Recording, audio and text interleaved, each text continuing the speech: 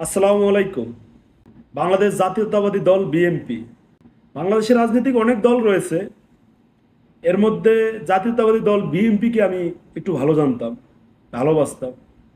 তো আসলে জাতীয়তাবাদী দলের সিনিয়র যারা নেতৃবৃন্দ আছেন, আমার মনে হয় আপনাদের পরিচালনা একটু ভুল। যদি আমার কথাটা বলা উচিত না, কথাটা কেন বললাম?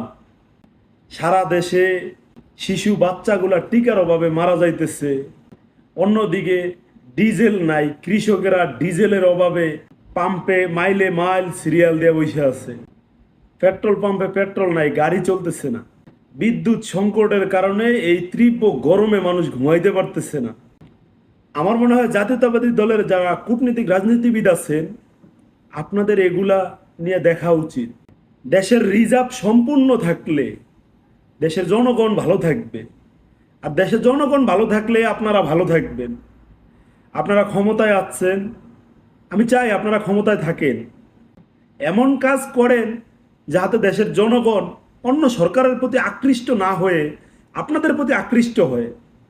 দেখেন, আমাদের দেশে যখন সকল পণ্যের অভাব, ডিজেল নাই, পেট্রোল নাই, কারেন্ট নাই, গ্যাস নাই, এমন তো অবস্থায় এগুলা সচরাচর না করে আমাদের দেশের নেতাকর্মীরা যায় যুক্তরাষ্ট্রের সফরে এসি চালানো শেখার জন্য। দেশে একটা মহামারীর মতো সমস্যা, হাম আক্রান্ত হয়ে অনেক শিশু মারা গেছে, অনেক শিশু আক্রান্ত আছে।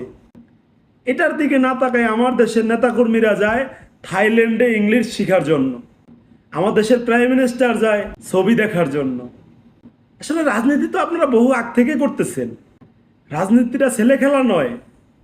দেশের জনগণ ভালো থাকবে, তাতেই তো আপনারা ভালো থাকবেন, তাই না? আপনারা তো জনগণের সেবক, জনগণকে সেবা দেওয়া কথা আপনাদের। যেই সমস্ত ফ্যামিলিগুলা গ্যাসের উপর নির্ভরশীল, ওই ফ্যামিলিতে একদিন গ্যাস না থাকা মানে ওই ফ্যামিলিতে একদিন পাক করা বন্ধ। একটা জিনিস কি বিবেচনা করে দেখেছেন? আপনার জনগণ যদি আপনাকে ভালো না জানে, তাহলে আপনি রাষ্ট্রীয় ক্ষমতায় থাকতে পারবেন না। এটা আমাদের অতীতের কালচার, আমরা দেখেছি। আপনি রাষ্ট্রীয় ক্ষমতায় থাকতে হলে জনগণ আপনাকে ভালো জানতে হবে। যেহেতু আমাদের গণতান্ত্রিক বাংলাদেশ, আমার খুব আফসোস হয় এই দলটা নিয়ে। হয়তো অনেকে আমার অনেক রকম গালাগালি করবে, অনেকে অনেক রকম কথা বলবে। যদি আমার কথাটা যুক্তি ছাড়া হয়, তাহলে আপনারা বলেন আমাকে। দলমত নির্বিশেষে আমার দেশের সাধারণ মানুষ স্বয়ং সম্পূর্ণ থাকুক, আমরা সেটাই তো চাই। আমি কিন্তু দীর্ঘদিন কখনো রাজনীতির সাথে অতটা জড়িত ছিলাম না। একটা সরকার ক্ষমতায় আসছে, তাতে আমার কোনো আপত্তি নেই। একজন খারাপ করছে, সে চলে গেছে, তাতেও আমার কোনো